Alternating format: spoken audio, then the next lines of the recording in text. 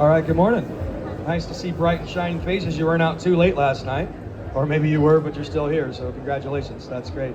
We appreciate you joining us. My name is Karwacki. We're going to chat with you about some cool tech that we're bringing together through the Supply Chain of the Future initiative. I'm joined by these gentlemen. We'll let them introduce themselves in just a little bit. And this is your time. This is your session, right? So if we're talking about stuff and you're like, hey, that's really interesting. I don't understand what you said, but I'd like to know more. You can just raise your hand. And there's another mic. Someone has a mic out there, or we'll hand you one so everybody can hear. Do we have one more mic for the audience out there somewhere? All right, cool. So Ed will have that mic, and it's right there in the back. And if you want to say something, just raise your hand, right? Do use the mic so everybody could hear. If not, I'll restate the question. Wow, that just happened. Hello. So yeah, this is your time. It's just a casual conversation. We're going to work through some really cool tech and how that tech connects the supply chain of the future. Who's all heard of the supply chain of the future before? You heard a little bit about it? Okay. Would you like to just kind of frame it up for just a second, and then we'll get these guys who are going to do most of the talking, because I'm kind of done talking for a little bit. It's been a long week, right? So the Supply Chain of the Future is an industry-owned initiative. It was brought together and it envisioned during the pandemic times. I don't know if you remember, things got a little weird in 2020. Supply chain got really interesting. And we realized that fresh produce and Floral did something pretty amazing. Like, there was still fresh produce on the shelves. And we did some things really well, and we did some things that were not so well. But what if we could just learn from those things and then manifest the supply chain of the future the way we really want it? And so that's what we thought would be a cool thing to start. We kicked it off actually last year as a concept, and in December we brought hundreds of people together and we just started plastering sticky notes all over the wall. What are the challenges? What are the opportunities? If we can solve problems, what would be the most impactful problems to solve? And it was a magical event. We did that not just in Vegas, we did it in Europe, Asia, Africa, and the Middle East, and Australia, and everyone around the world were saying similar things. Things like, well, I'm running a business, I need to be able to improve my margin, and I need to be able to reward the people in the supply chain that are doing a good job. And part of that is around freshness and quality. We want the best possible experience for our consumers, but then we also need to be mindful of the data. We have so much data. You're going to hear some of the kinds of data from these gentlemen here and the technologies that are collecting and connecting data across the entire supply chain. How do we all work together to make that meaningful and impactful for each actor in the supply chain? So we're going to, the initiative, you can learn more about it right over there at the kiosk in that corner. And we can talk about how everyone can get involved. We have over 800 companies from 20 different countries are involved and engaged in our technical working groups and in our steering committees. We're doing really cool things.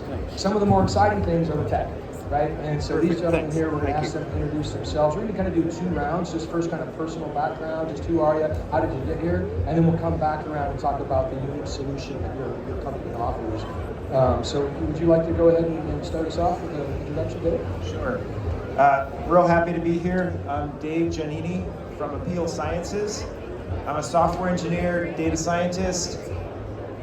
I come from the telecommunications space, where I process 1 billion phone calls a day and manage those data sets. And now I'm applying that to each piece of produce that goes through the supply chain. Thank you, Dave. Carl McDermott, I'm the Chief SaaS Officer at DeltaTrack. My background is in enterprise software, spent 10 years in strategy innovation and the last 15 in supply chain. I founded a SaaS startup for TMS, then went to join a Toronto-based blockchain company and finally landed at DeltaTrack. A little bit about me, I'm a Brit. When we started off looking at produce, you might remember a small tennis competition called Wimbledon. We used to get strawberries in that 2-week period in the UK. Fast forward 40 years and now we have strawberries at this show, every single week of the year. A little bit about more background to me. I've been living in Mexico for quite a while now, so we talk in Mexico the green gold, the avocados. In technology we talk about data as the digital gold. And I think one of the problems we have is we have lots of data, but we don't really collaborate. It's really in silos. And I think what we're trying to do here is break that down. David Karwacki. I'm a Canadian kid. I was a basketball player in university and I studied finance and economics. and I really wanted to go trade commodities on the Chicago Mercantile Exchange. But I liked this girl a lot more than I liked orange juice futures and pork bellies. So I married her, I have 4 kids and 7 grandchildren, and I created a company 35 years ago called Star Produce. I'm the founder and was the CEO. I retired in March and then started a new technology venture called BloomIQ. Well, that's a perfect segue into BloomIQ, right? I mean, I could have done it better myself, David. What is BloomIQ? So Bloom, we're trying to bring clarity to the fresh produce market. You have all of these different folks on the supply side that are all over the world. Supply is very local and production curves are very local. And then on the other side, you have all this demand that is around that you see out on this show floor, and never the two shall meet. And so we are trying to provide a macro market solution, AI-driven platform that brings the two together, that coordinates it, that provides more data for folks. We are agnostic. We're not trying to create a marketplace. We're trying to give people better information for better decision making, so that they can make the right decisions, or at least use the data and the actionable intelligence that we're providing for them in their own decision making, wherever they're at in the supply chain. That's really cool. And when we were talking earlier, you were saying that you're not just about having to rebuild things, but rather connect to existing data sources and things that already exist to bring that clarity to the chaos. So. Drew, you're exactly right. Like there is a lot of data that's out there, but is the data actually organized? Is it actually disciplined? And how can we provide it to the marketplace so that it's usable, that it actually brings intelligent solutions that people can take action on? And that's really our raison d'etre, if you will, is to be the Bloomberg terminal for fresh produce ultimately, so that people can tap into that, get their information, and connect in folks like I'm sitting on the stage and we're going to talk about that a little bit more. Yeah, thank you, David. And Carl, tell us a little bit about DeltaTrack. Thank you, Drew. So DeltaTrack is a 35-year-old pioneer of cold chain logistics. We started off doing temperature quarters, paper-based temperature quarters. You might have seen these kind of devices. Okay, and basically we provide these to our customers to track produce as it goes through the supply chain. So what we've been investing in recently is how to take that data, say break down the silos that we have around the information and convert it into something more useful for decision making. And we call that remaining shelf life.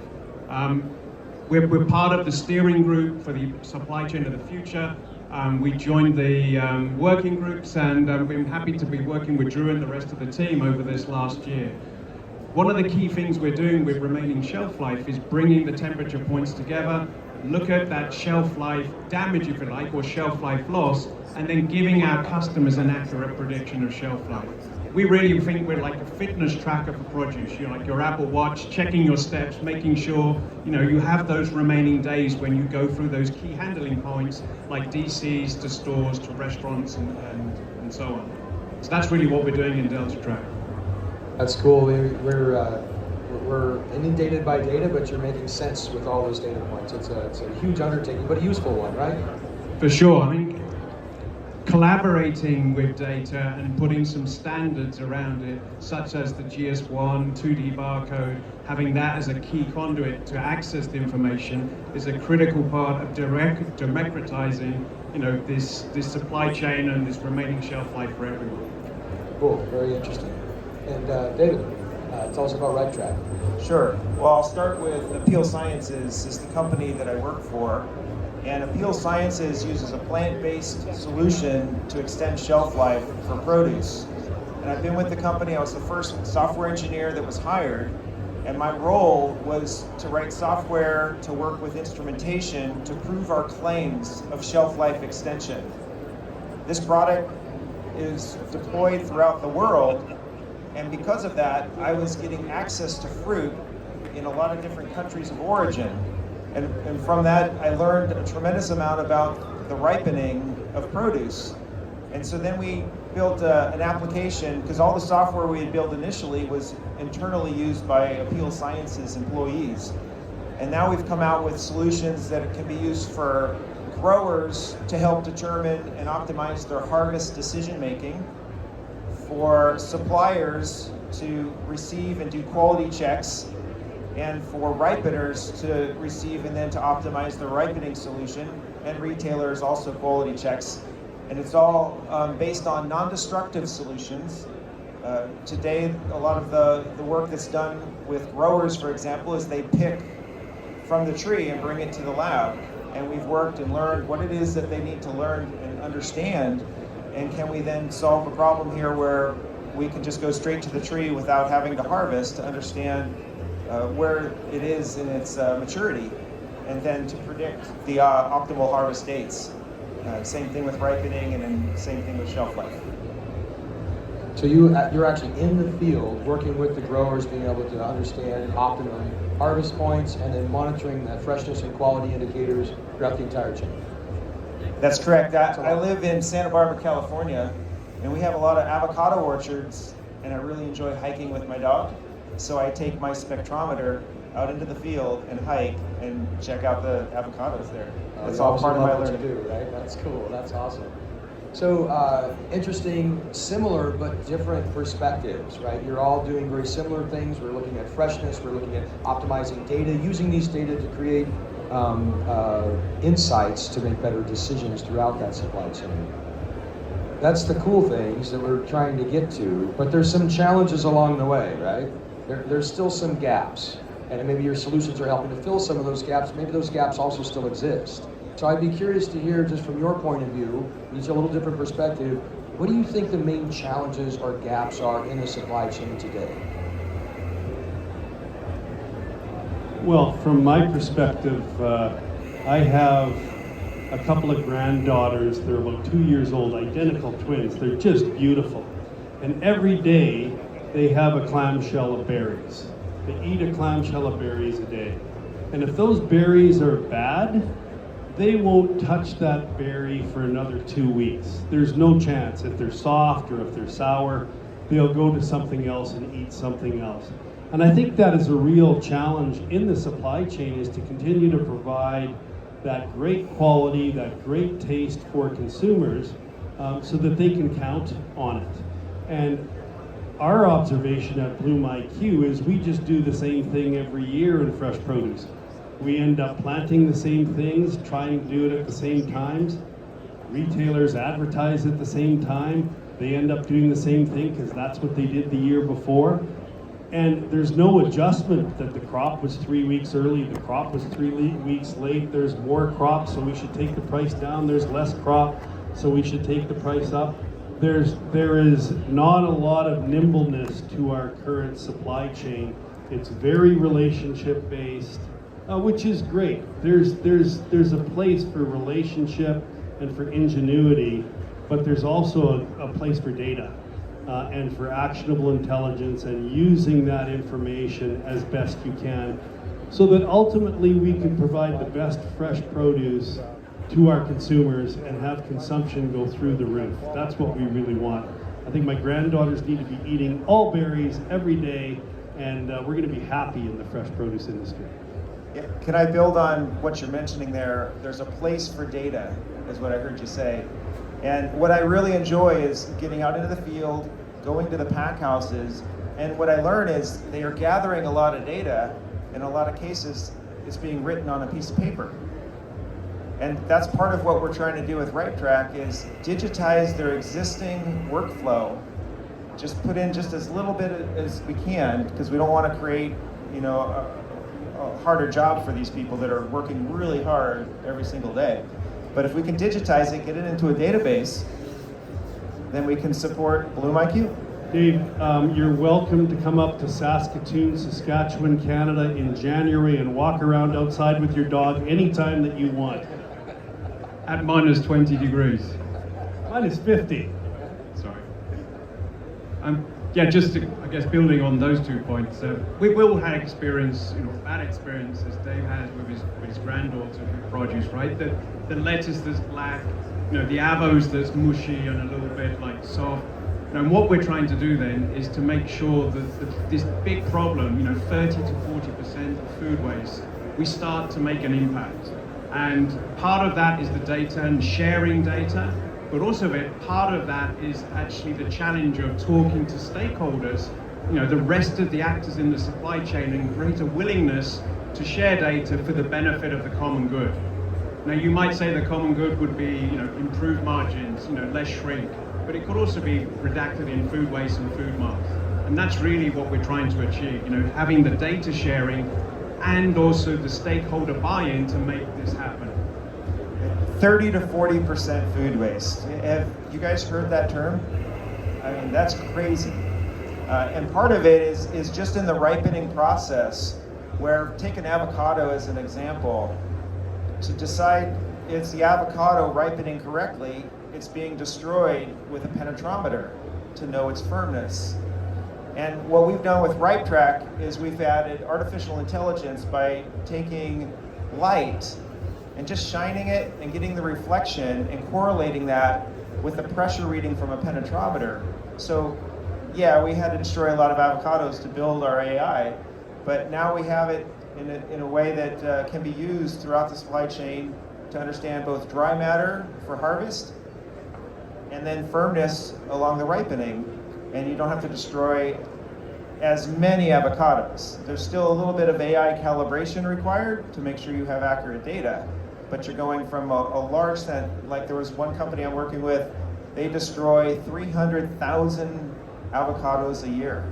That's a lot of guacamole, man. Yeah. It's not a guacamole. Yeah, I wish they were making guacamole with it. I know, But anyway, that's maybe been... there's an opportunity. There's a business there, right? There you go. So I'm hearing that on one side, that connection to the consumer is so essential, right?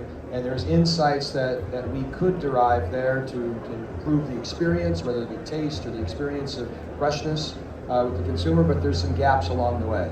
And then also as the products are moving through the supply chain, we're collecting lots of data, but then sometimes those data aren't correlated because it's maybe requiring change, right? So if you have sensors, are the sensors actually being connected and getting data off of them? You have the sensors go through, but are they not? So then there's solutions now to address those challenges. But then also you talk about sometimes this data, it's just on pens and paper, sticky notes in the truck, stuck on the windshield or the dashboard of the truck.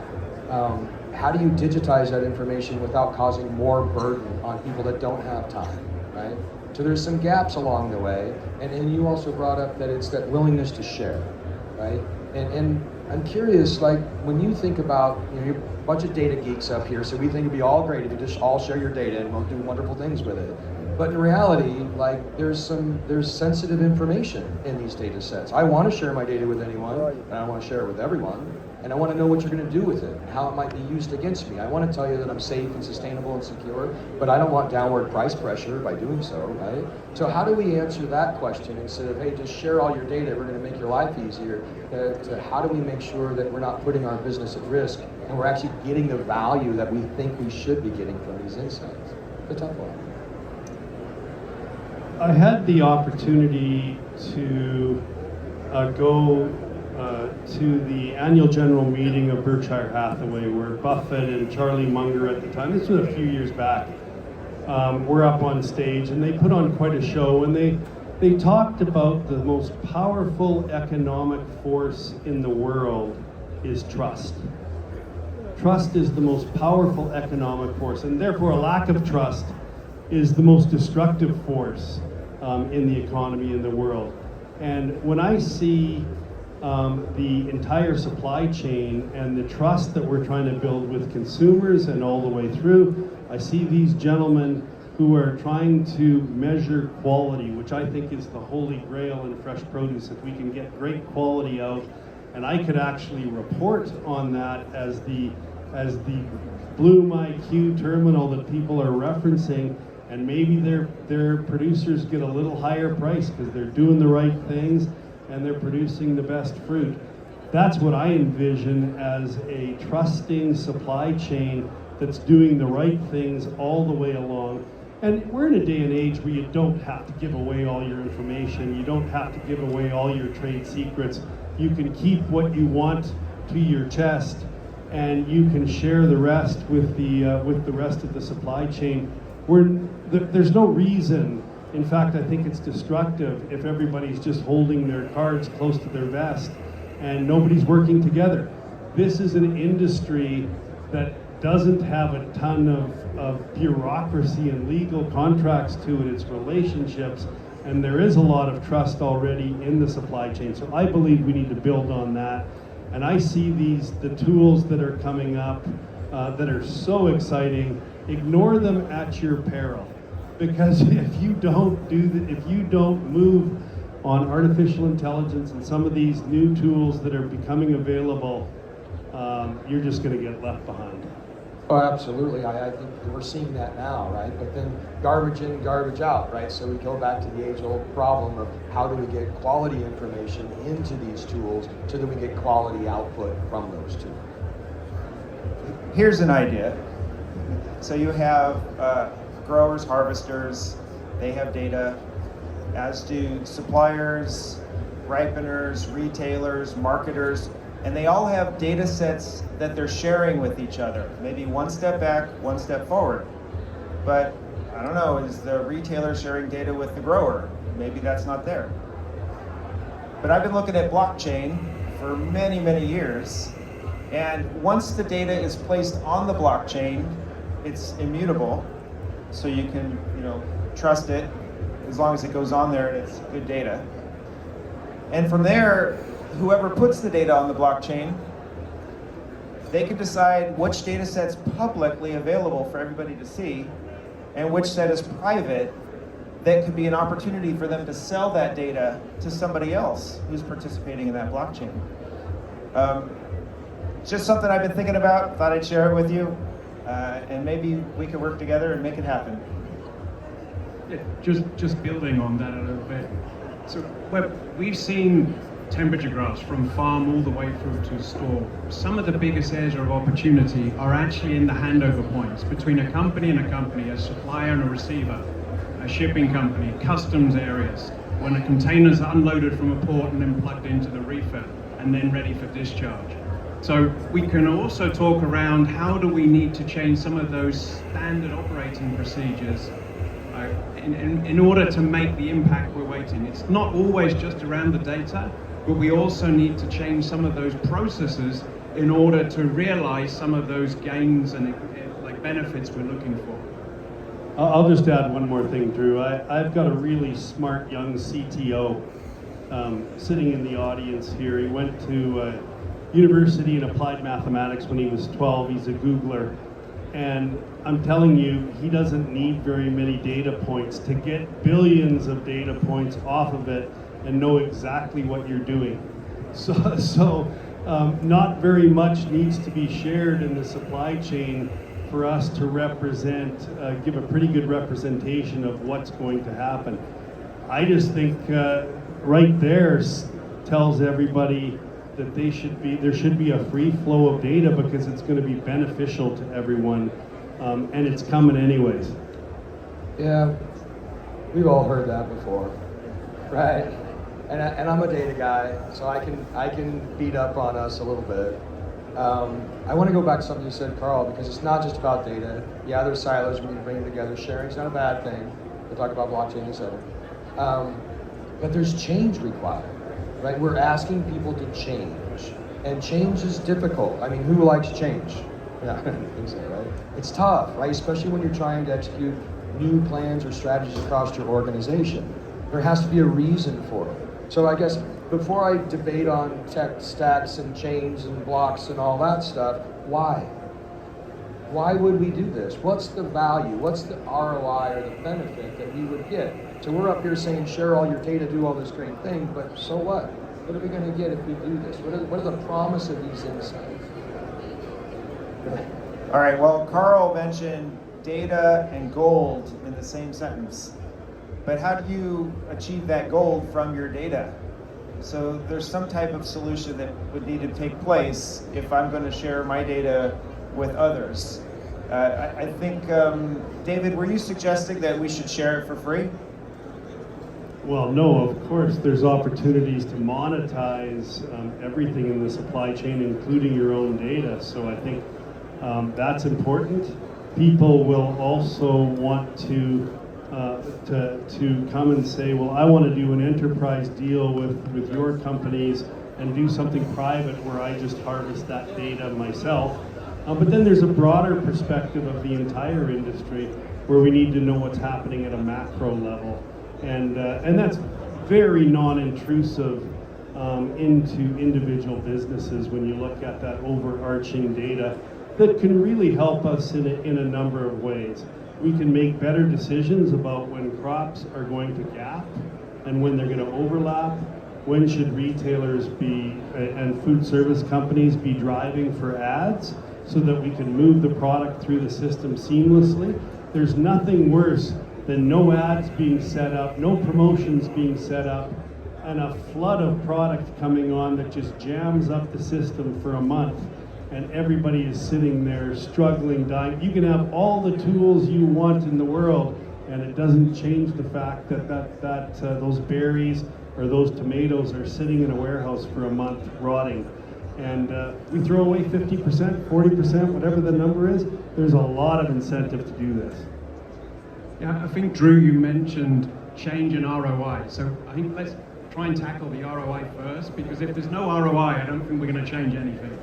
So what we've been doing at Supply Chain of the Future is building a toolkit, an ROI calculator to help communicate the benefits to a wider audience, typically outside the supply chain, maybe the CFO within your organization or partner organizations. And by focusing on those few metrics that matter, such as shrink, such as store sell-through, such as merchandising plans and tying that to promotions to get your produce moving quicker through the store, then I think we can create a compelling, if you like, business case for change. I think that's where we need to start. I mean, now we have a forum of maybe 50 people here, but we need to go back to our organizations and have that conversation with the finance team so they actually understand the benefits. And I think it is starting with Supply Chain of the Future. I mean, there is some real momentum out of this convention that is building around the Supply Chain of the Future and what Drew and that team have done. And the more people that participate, the more powerful the movement get and the better the tools get. Yeah.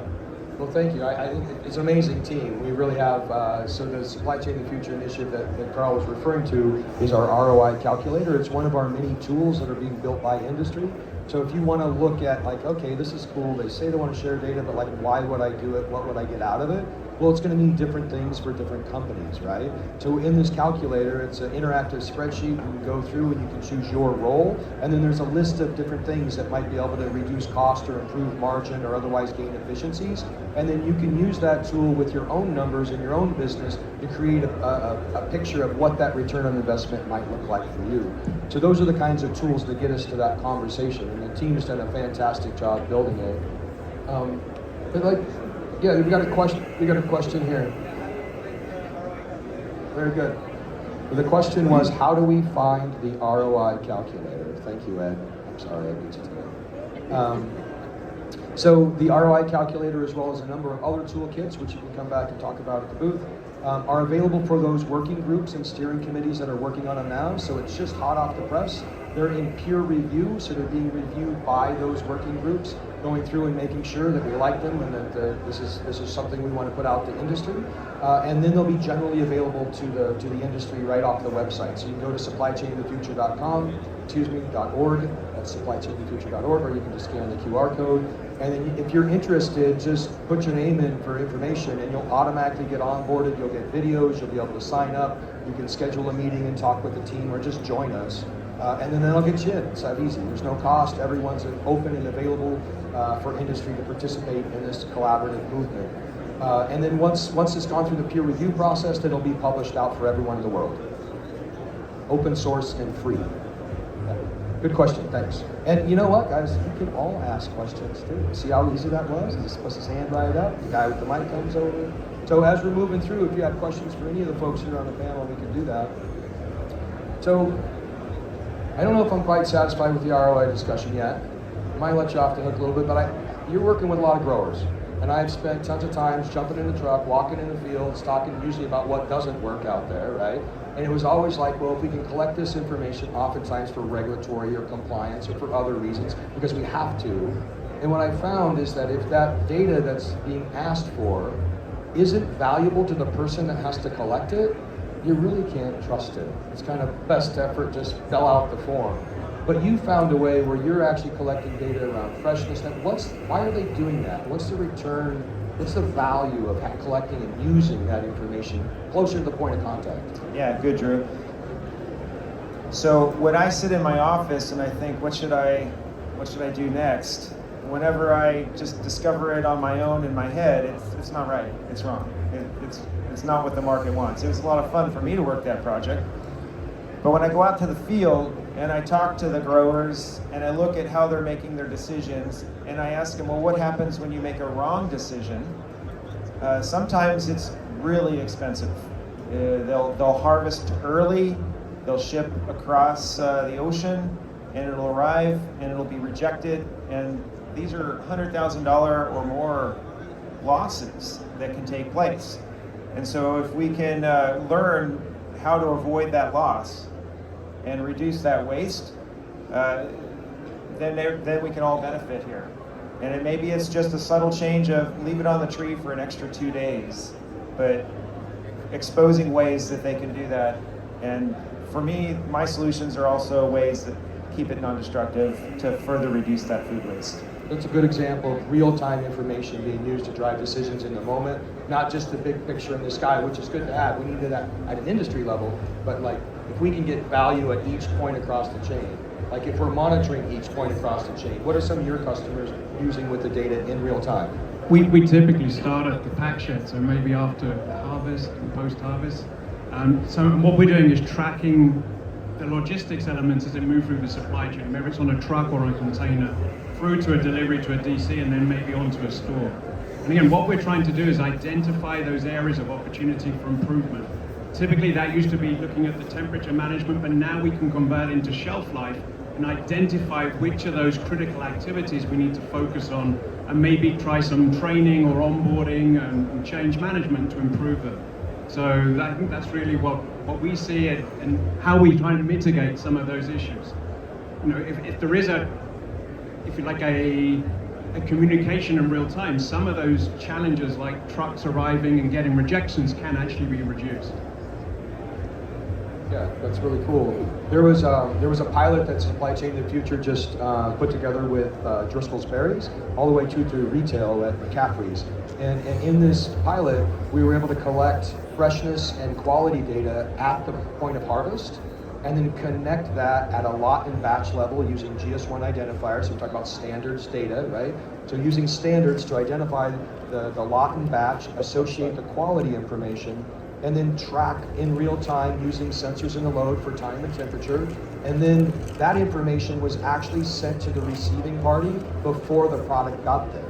So not it shows up and then we figure out what to do with it, but actually before it arrives. So now their QC teams can pinpoint and identify those loads that might be more interesting to reroute sooner, or those that might have a little longer legs. And then, so it's no longer first in, first out. We can be strategic about it. And just, again, building on that, we should be able to give to the right track team, the loads that are actually coming in hot, that don't have damage, to kind of focus QA and inspections to the ones that actually matter, rather than maybe just doing a statistical approach. Yeah, I love that. First in, first out is how the industry often works today. And with the data sets, I think we can produce first in, best out solutions going forward.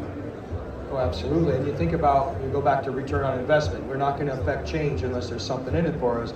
Well, there's a hit to labor right there. We're seeing some of our receiving parties are being able to reduce the labor and still optimize freshness to the store. So that's a real savings right off the gate, right? So, cool. All right. So did I beat you up enough on ROI? Anything else you want to talk about that? Any questions from the audience on that? Okay. Cool. Some of the other things that we've done with the work group that I think are really interesting, we talk about standards and standards data. Maybe we could start to move the conversation to like, what would it look like if we connected everything together? What might that kind of be? What those solutions of the futures could be? In order to facilitate that, one of our core initiatives at Supply Chain of the Future is harmonized standards. I don't know about you, but I'm tired of having 10 different instructions for 5 different customers and having to enter this data into 20 different systems just because somebody has a different way of looking at things. It's frustrating. Sometimes I have a lot of growers and they're like, sometimes I feel like I'm farming paper.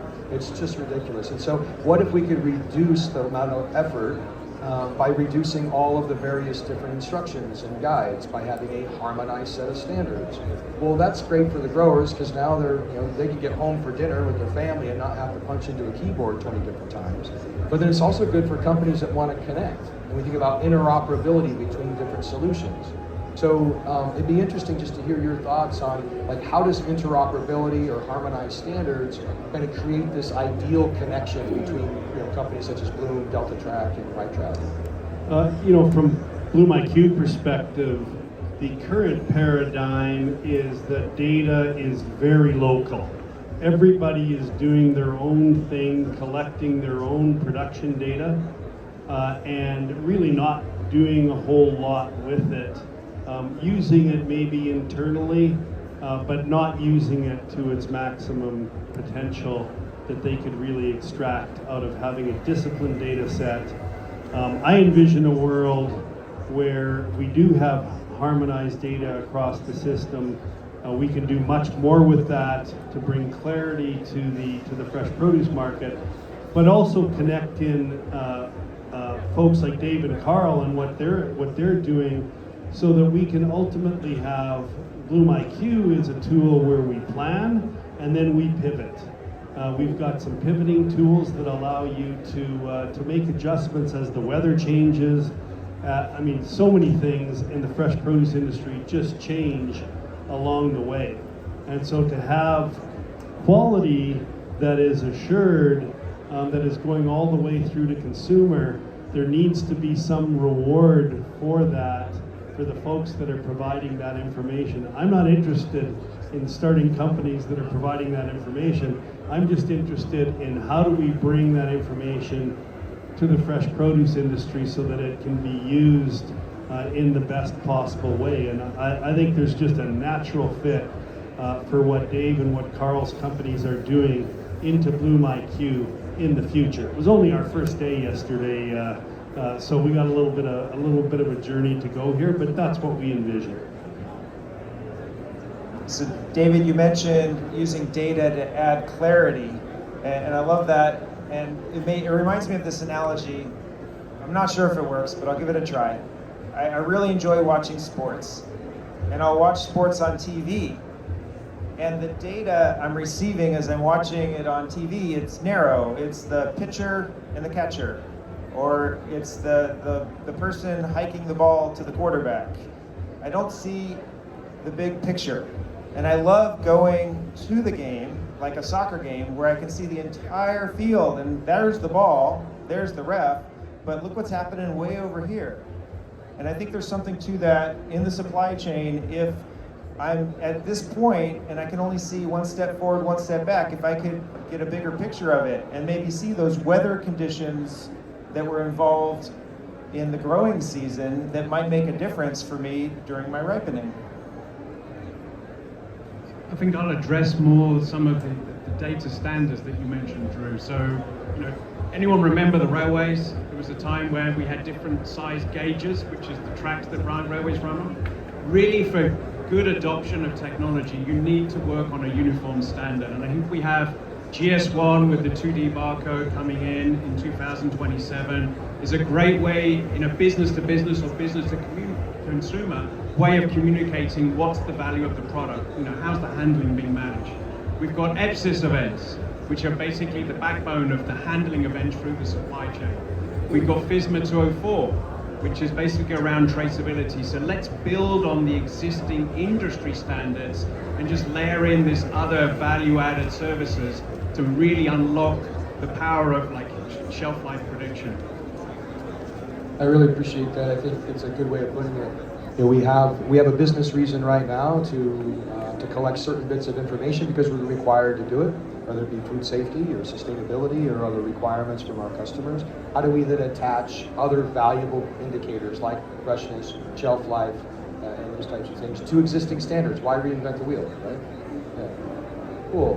So I think we're going to land the plane here a little bit, and I just want to give you all an opportunity to express kind of why are you up on stage as part of Supply Chain of the Future?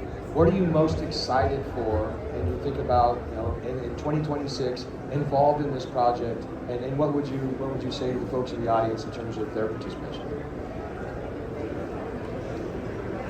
Okay, well, for me, data is really exciting, and I work with data every day, and just building data pipelines, reliable data pipelines, it's just a lot of fun.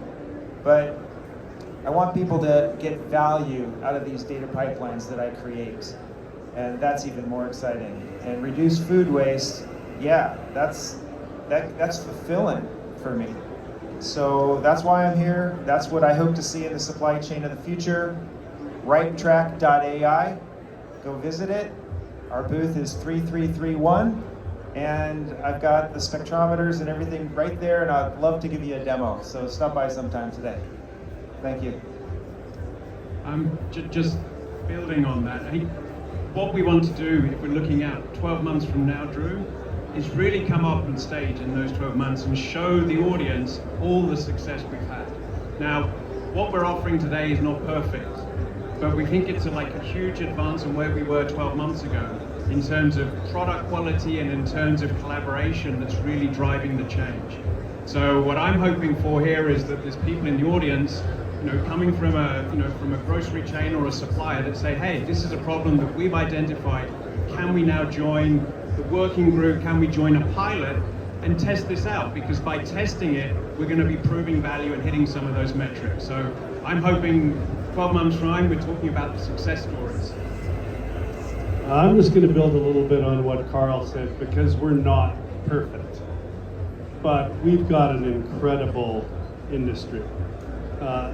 Fresh fruits and vegetables is just, it has been an amazing place to spend your career. And I've spent 35 years plus now in the industry. And it's a great industry producing products that are absolutely delightful to consumers. And so when you've got such an opportunity, and you see the opportunities in some of our imperfections where we can get better, it is inspiring to try and make some changes that will really drive change throughout the entire supply chain. And I think that Supply Chain of the Future has been a great spark to start that initiative. Well, thank you, gentlemen. It has been a lot of fun. It has been a ton of fun. We have a comment out from the audience. Yes? So you've talked about the shelf life prediction, dynamic incentives, all these things. So getting a lot done so far. What's next for Supply Chain of the Future? That's great. That's read my mind. So perfect. So I was just going to say, the participation and leadership from all of your companies, as well as the logos that you saw on the screen, it's been incredible. We have got a ton of stuff done in just 12 months with pilots and working groups, toolkits, and I have to get my mic up. And a ton has happened in less than a year. It's one of the most engaged working groups and initiatives of the industry, and it's fun to see. But we're just getting started, as you said. We have a long way in front of us. So we had 2 working groups and 2 steering committees. One focused on shelf life prediction and dynamic incentives, right place, right time, and how do we get paid. The other were the tech enablers, and those tech enablers were the smart data escrow and the harmonized standards. Well, now we're adding 2 new working groups. The first is full circle integration. We realize supply chain touches everywhere across the store, everywhere in our business. It's packaging, right? It's sustainability, it's food safety. It's also compliance, regulatory, and finance. Everyone has a voice in this, and we should make sure that we're incorporating those ideas and use cases for everyone in the organization. But it's not just everyone in the organization, it's around the entire perimeter of the store. We're not the only fresh supply chain, and together we will be better and stronger. And so full circle integration is another committee. You're welcome to come join it with us, and we're going to talk about cutting through your organization and around the perimeter of the store. what makes it possible, because we've heard so much about all this cool tech, all these great tools. I'm busy, I don't have time to like get my IT guys involved, and I gotta figure out the ROI, and so how do I actually make this happen in my business? So we have a technical accelerator program. It's going to be part of our innovation and programs group. It's a central project management office, and we can link you up with the people that can help bring it to life in your business with toolkits and templates and solution guides, best practices. Here's a roadmap and a recipe book for how you can actually bring this into your business. That's our second new working group. So we'll have 4 working groups next year, and you're all invited to participate. You can go to our website, scan the QR code, or at supplychainofthefuture.org. And then there's videos and there's things to share, and you can just sign up and we'll get you on board and be part of it. And I think there was another couple questions. We have this gentleman with a question in the front, if you'd like, and then this gentleman, and well, he's got the mic, so you go ahead and start.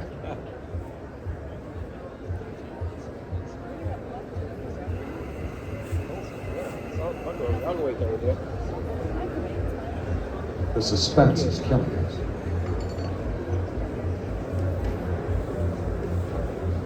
Oh, I'm sorry.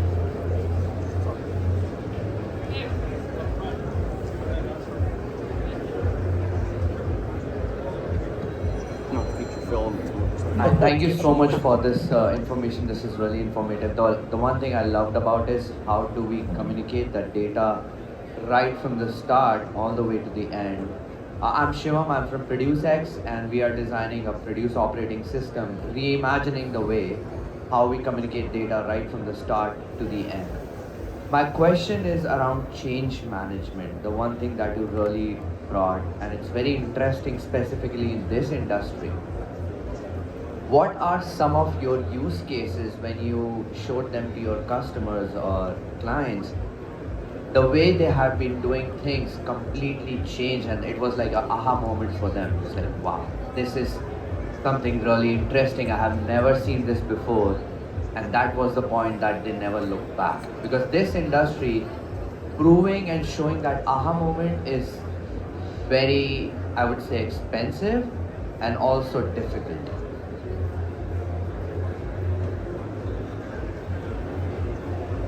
So working with a grower to make a harvest decision, they were collecting fruit from the tree, taking it to a lab, cutting it up, doing some work. It would take 24 hours sometimes to get the decision that they needed. When we brought in a spectrometer and showed it to them, it changed their workflow. And so initially very resistant to the change. But then we tried it out, they saw the accuracy was as good as what they had before, and it took a fraction of the time, seconds, compared to hours or days, and it was safe. You didn't have to use a large knife to cut the fruit up.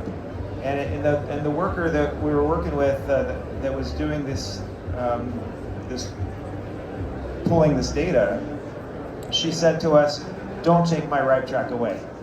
And that was a really special moment to see that the change happened at this one grower facility. And we want to see that start to happen everywhere.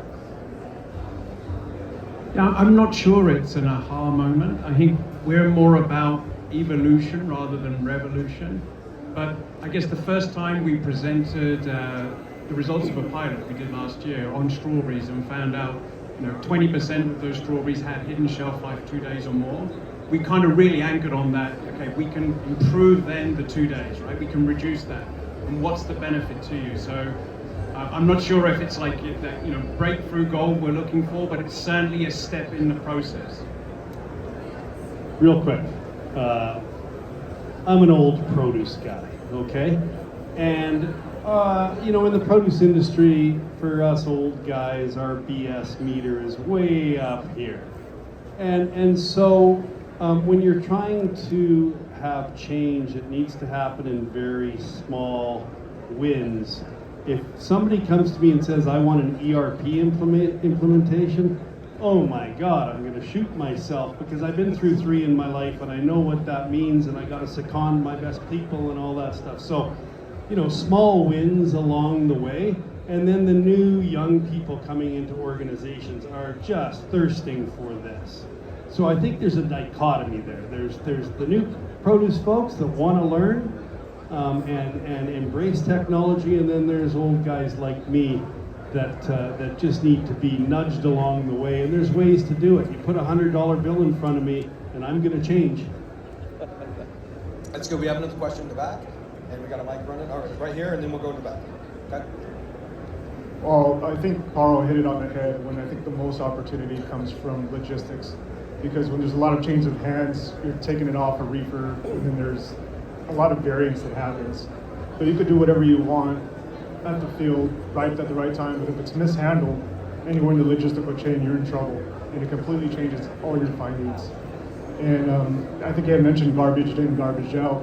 What I'd like to know from David is, I work at a wholesale distributor for Melissa's. I'm the director of food safety. And right now, honestly, we don't collect a lot of data. A lot of it's in pen and paper, or it just goes straight into the ERP system. So for you, what would be the most valuable information that I could put onto a spreadsheet where AI is very helpful? Because that's the big buzzword right now. It's AI. So I'd like to know what's more valuable for you in your company as a wholesale distribution center to collect. We're very focused on the production side of the equation right now. That's what we're trying to provide, because there is a lot of retail data out there that can be collected in a disciplined way.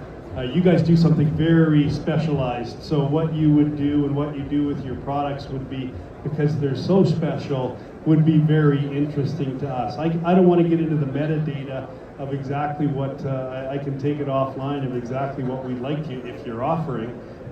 We would love to work with companies like Melissa's who do some really special things in fresh produce. But from my perspective, just the willingness to embrace that and embrace artificial intelligence. My son runs a company called Inspired Go, a salad home delivery company, and they've put their entire food safety on AI.